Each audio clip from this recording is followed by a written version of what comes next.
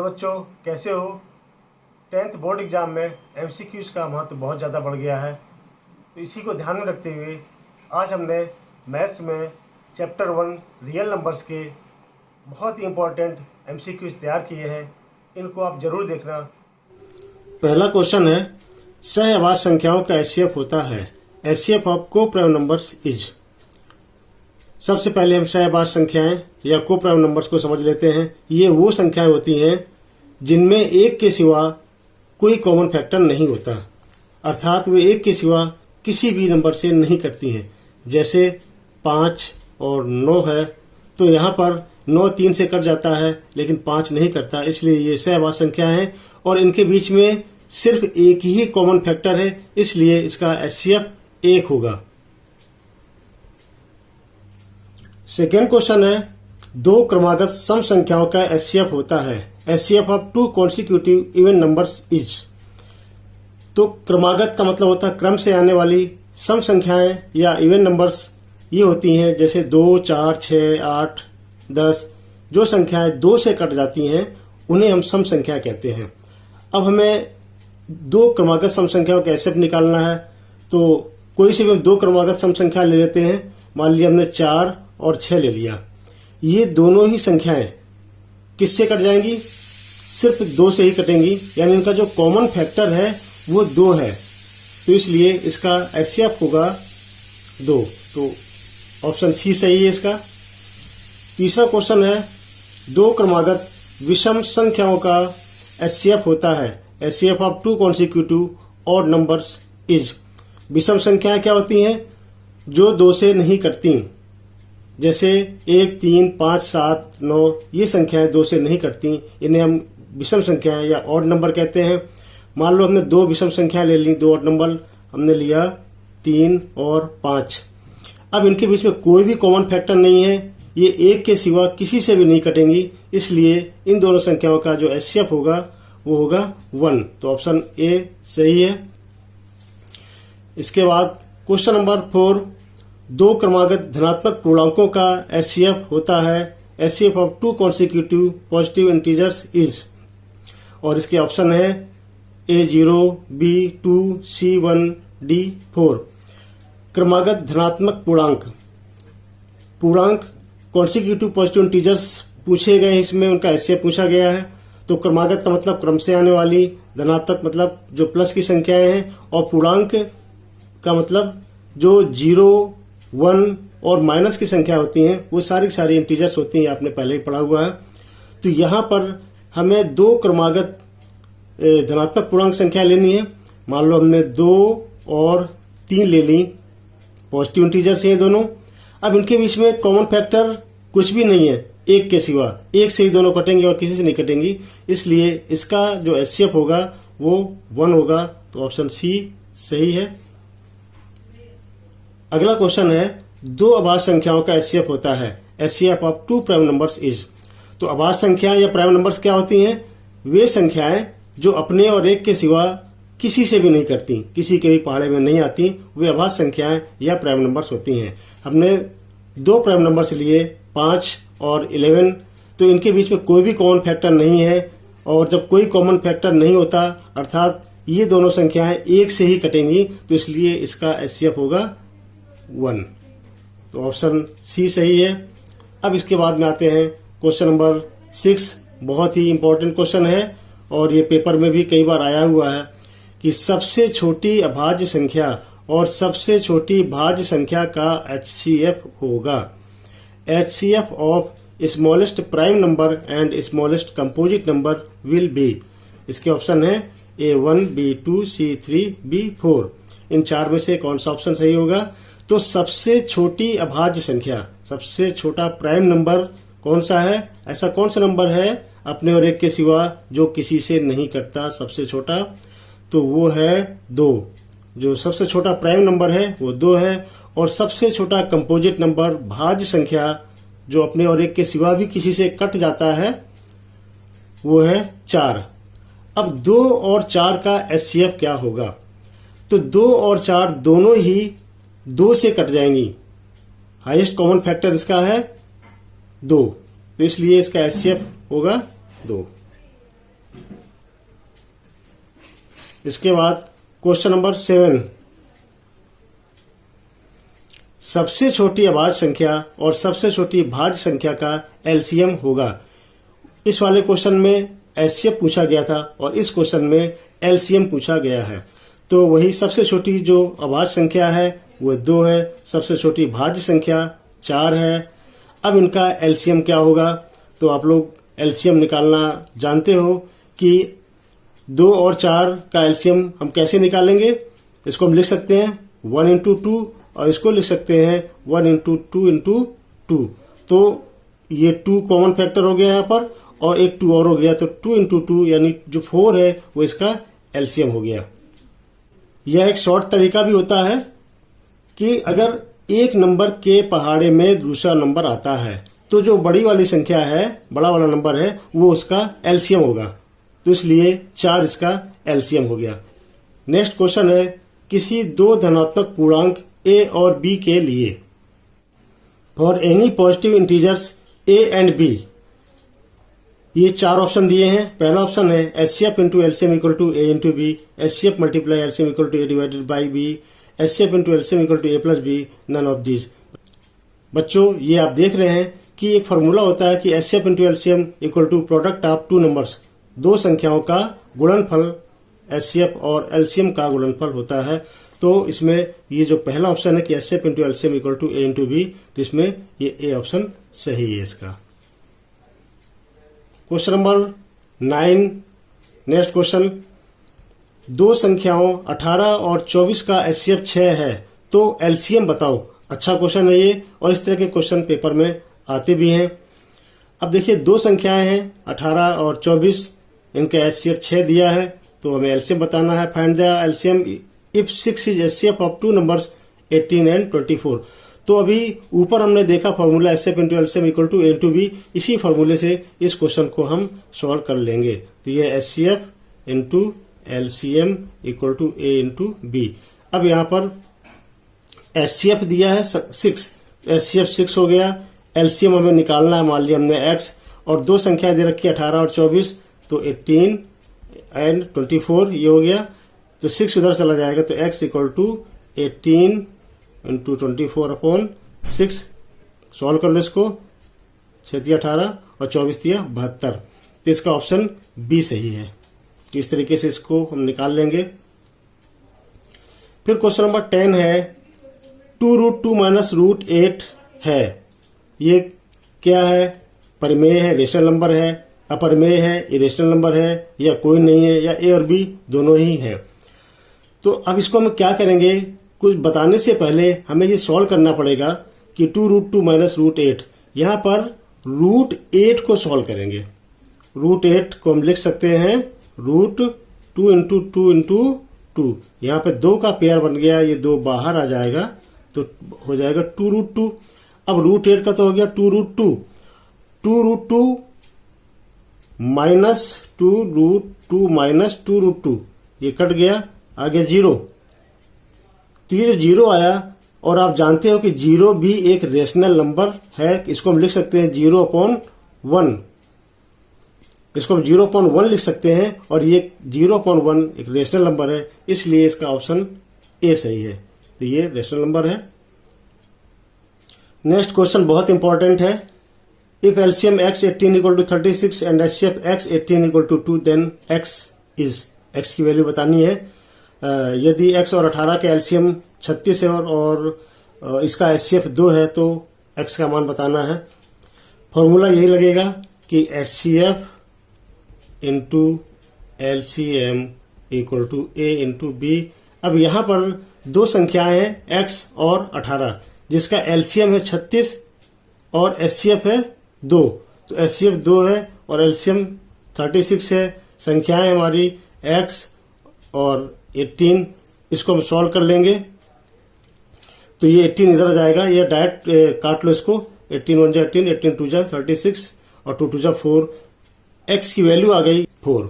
इस तरीके से, और अच्छा क्वेश्चन है ये, जरूर आता है पेपर में, इसकी प्रैक्टिस जरूर करना है आप लोगों को।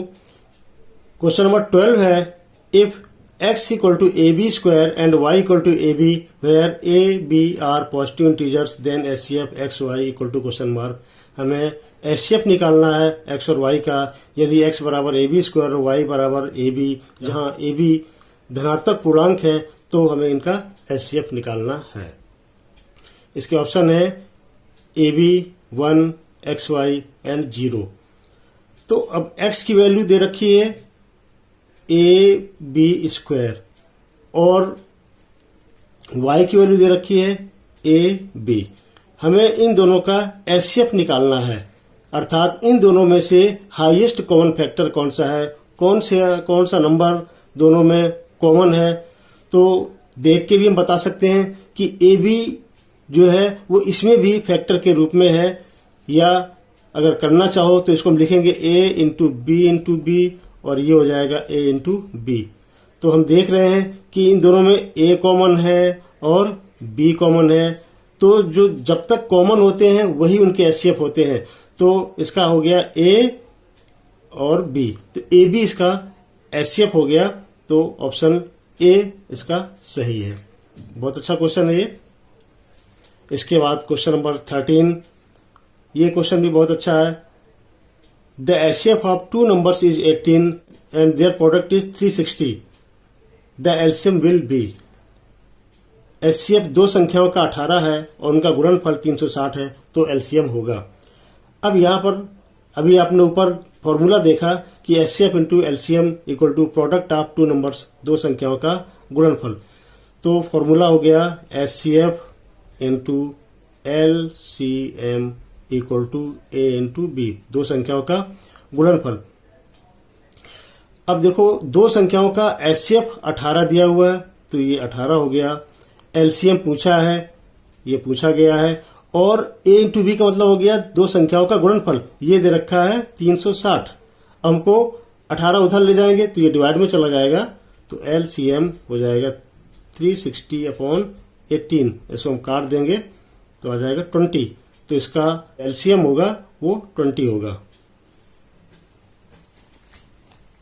इसके बाद में next question,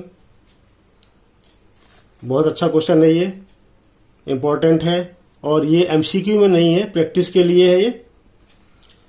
if the two positive integers a and b are written as a equal to x cube y cube and b equal to x y cube, where x and y are prime numbers, find HCF a b and LCM a b. हमें दो संख्याओं a b का HCF और LCM निकालना है। यदि दो धनात्मक पूर्णांक ए और बी को a equal to x cube y square और b equal to x y cube के रूप में लिखा जाता है, जहां एक्स और वाई अभाज्य संख्याएं हैं, तो हमें ए बी का एचसीएफ और एलसीएम ज्ञात करना है। अब देखो इसको हम जल्दी से कैसे करेंगे। ये क्वेश्चन एलसीएम में भी आ सकता है और दो नंबर में भी आ सकता है। तो ए इक्वल टू दिया हुआ है एक्स क्यूब वाई स्क्वायर और बी दिया हुआ है एक्स वाई क्यूब। इनका हमें एचसीएफ भी निकालना है, एलसीएम भी निकालना है। तो वैसे तो आप जिस तरह से हमने ऊपर मल्टीप्लाई करके ये इस क्वेश्चन को हमने फैक्टराइज करके निकाल लिया था, तो इस तरीके से भी कर सकते हो। इसका एक शॉर्टकट तरीका भी है, जहां पर आपको कोई कैलकुलेशन नहीं करनी, बस थोड़ा सा रूल याद करना है कि जहां पर क्वेश्चन इस फॉर्म में आ जाए कि वेरिएबल्स की पावर दे रखी हो, तो हम कैसे निकालेंगे। एचसीएफ का फुल फॉर्म होता है हाईएस्ट कॉमन फैक्टर। तो इसका हमें उल्टा याद रखना है, हमें सेम वेरिएबल के सेम बेस के लोवेस्ट जो लीस्ट पावर के वेरिएबल्स हैं उनको लिखना है एचसीएफ के लिए। तो जो इसका एचसीएफ हो जाएगा, लीस्ट पावर का वेरिएबल कौन सा है, एक्स, तो ये हो गया। इसके बाद इन दोनों में से कम पावर वाला वेरिएबल कौन सा है, वाई स्क्वायर, तो ये इसका एचसीएफ हो गया। अब हमें निकालना है एलसीएम। एलसीएम का होता है लीस्ट कॉमन मल्टीपल या लोवेस्ट कॉमन मल्टीपल। तो इसको भी हम अगर क्वेश्चन पावर्स के फॉर्म में है तो इसको भी हम उल्टी तरीके से याद रखेंगे कि लोवेस्ट कॉमन मल्टीपल है तो हमें हाईएस्ट पावर वाले वेरिएबल्स को लिख लेना है। तो इनका जो एलसीएम होगा, तो इन दोनों में से हाईएस्ट पावर वाला वेरिएबल है एक्स क्यूब और इन दोनों में से हाईएस्ट पावर वाला वेरिएबल है वाई क्यूब। तो ये इनका एलसीएम हो गया और ये इसका एचसीएफ हो गया। नेक्स्ट क्वेश्चन है, if b is a factor of a, find HCF AB and LCM AB। यदि बी ए का एक गुणनखंड है तो हमें AB का एचसीएफ और एलसीएम दोनों ही ज्ञात करना है। अब यहाँ पर एक फैक्ट बच्चों याद रखना है, वो फैक्ट है कि HCF is factor of LCM. जो एचसीएफ होता है वो एलसीएम का फैक्टर होता है। इस फैक्ट को याद रखना और इस फैक्ट पर एक क्वेश्चन आने के पूरे चांस है। अब देखो यहाँ पर जो क्वेश्चन है कि B is a factor of A, यानी B A का गुणनखंड है, और हमने जो फैक्ट बताया वो क्या बताया कि HCF is the factor of LCM।